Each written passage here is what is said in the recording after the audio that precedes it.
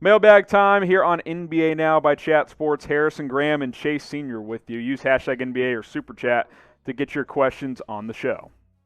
A couple more here. Alan Krabs, if you had to pick, should the Lakers re-sign Talen Horton-Tucker or Andre Drummond?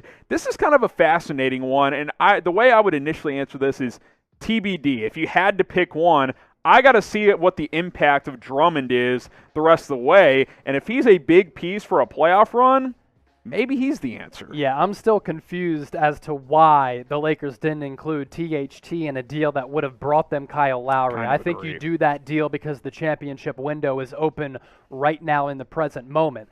I would rather sign Andre Drummond. I know Rob Pelinka and LeBron James are so high on THT, and he's a good player for sure, but I think he's going to hit the market this offseason as a restricted free agent. Some team may throw him like $13 million a year. Might give him like $10 to $13 million. I don't think he's worth that, and I think Drummond brings the team a little bit more value. Hey, Lakers fans, we got a deal for you guys. We partnered up with the Newsbreak app, and if you're living in the LA area or anywhere, here's what I want you to do. Chatsports.com/LakersNB. Go to that link and download the Newsbreak app. This app is going to keep you up with local news, sports, politics, weather. You can do everything on this app. You're an old school guy, Chase. I could imagine you in your rocking chair reading the newspaper, but now you can do it all on the Newsbreak app. That's totally right. And the cool feature with the Newsbreak app, you put in your zip code, right? Yes. So if you're living in Los Angeles or if you're living in Malibu, Orange County, Hermosa Beach, anywhere. Redondo Beach, anything that's happening in those neighborhoods, you can put your zip code in, and all of the news happenings will be filtered on one single page.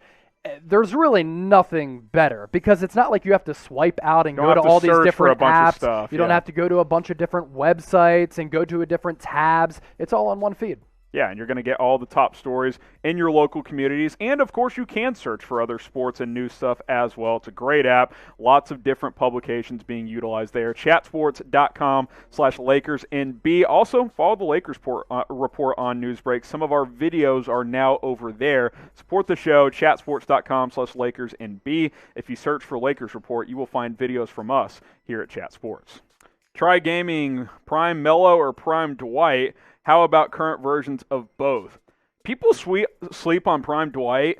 There was a time in the NBA that he was maybe the greatest force in the league for about a year and a half. Like that I don't know if that's an exaggeration. Like Dwight Howard was a beast for a while. Can we ever say the same about Melo in the league? I think it's a fair question. Now, Melo was better for longer. There's no question, and especially among all-time greats, but you're talking about peak of both. Who had a bigger impact? It might have been Dwight. I think it was Dwight. I think both are Hall of Famers. Agreed. But from 2006, which was Dwight Howard's second year, until 2015 when he started to run into injury issues, the guy averaged almost 19 points, 13 rebounds, and more than 2 blocks a night. So Dwight Howard, people sleep on him. They also sleep on Melo. Like Melo gets bashed because of his lack of playoff success, which is real, just like it is for quarterbacks in the NFL. But I will say this too about both. They're aging well. Carmelo is a pretty good, secondary third option for the Trailblazers, and Dwight this year has been pretty good backing up Embiid. It took Dwight about 5 years to realize that he needs to just be a bench energy guy, but with the Lakers last year and the Sixers this year, he's been really good in that role. Next up on our mailbag, Rashard Ali, if LeBron and AD come back and win the championship, will this be his best championship? We actually talked about this in the Chat Sports office. Timing. I think beating the 73-9 Warriors will always be his best championship, but if they beat the Nets, that would be a good one as well. 73-9 Warriors, and they came back from 3-1 to do so. Yeah. Nothing is topping that. The only thing that would make this championship legit, it'd be championship number 2. It'd be his with fifth. The Lakers. Yeah, championship number 2 with the Lakers. It'd be his 5th.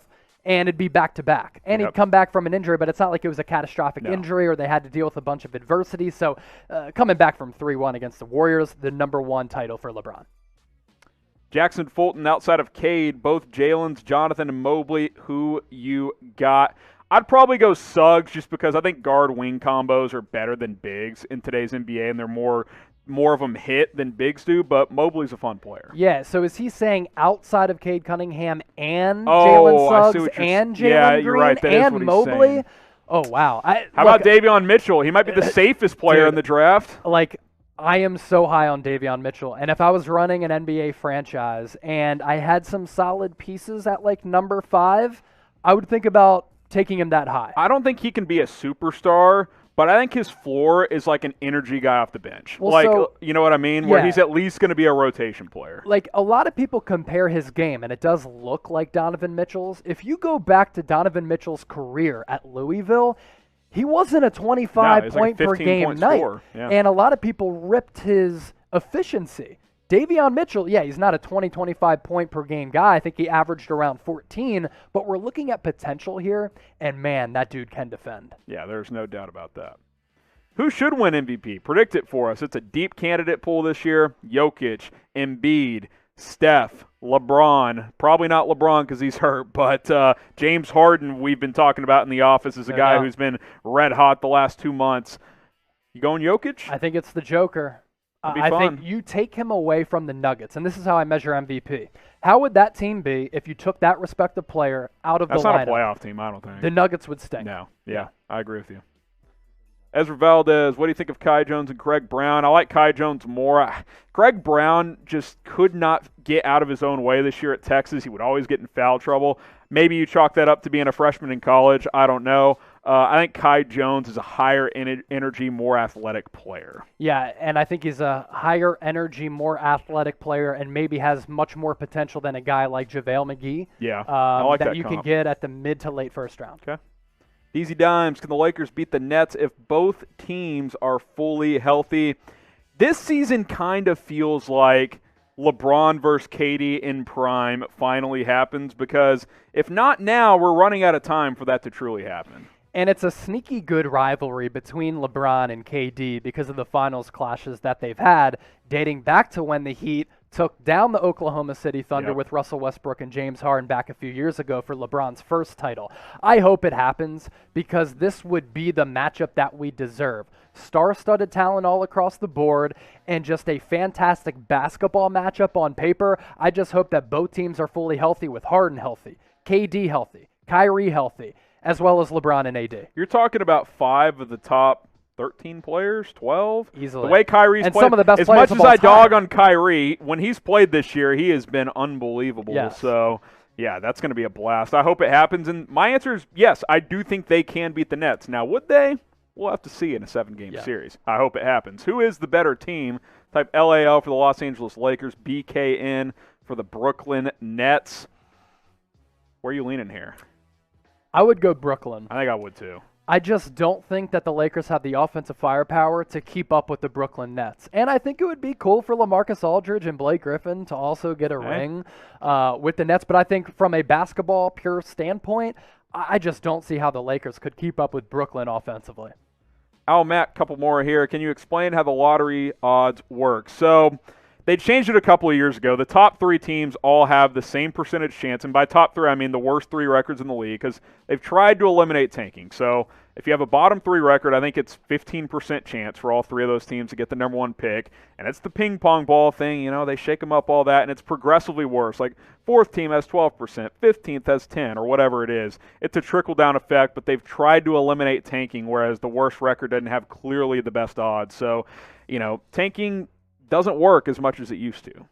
Subscribe to us here at Chat Sports. You see the link on screen. It's youtube.com/chatsportstv. If you love our mailbags, join us every Friday live, because Chase and I are going to be chopping it down for you guys, breaking down all your questions. So subscribe, turn on those notifications. Bunch of NBA coverage leading on to the NBA playoffs.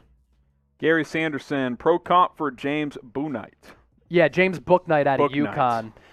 James Bouknight, oh man, an NBA comp, I'm not sure, but I will tell you this, like, he can pour it up and pour it in as a really elite scorer, maybe a better defender than like a Lou Williams. Okay. He kind of reminds me of Lou Williams. Now, Lou Williams is very, very one-sided. Yeah, he can only play defend. offense and, you know, goes on trips to get chicken wings and stuff. Yes. But James Bouknight, in terms of offensive scoring and offensive ability, reminds me a little bit of Lou Williams. Okay. King J, pro comp for Jalen Suggs. He's your guy. What do you think? So I think that he can affect the game in a variety of ways, like a shorter Ben Simmons, and he can kind of score and has the body type of Brandon Roy, who before he got hurt with the Portland Trailblazers was an all-star and a really legitimate player. So those are the pro comps that I'd make for Jalen Suggs.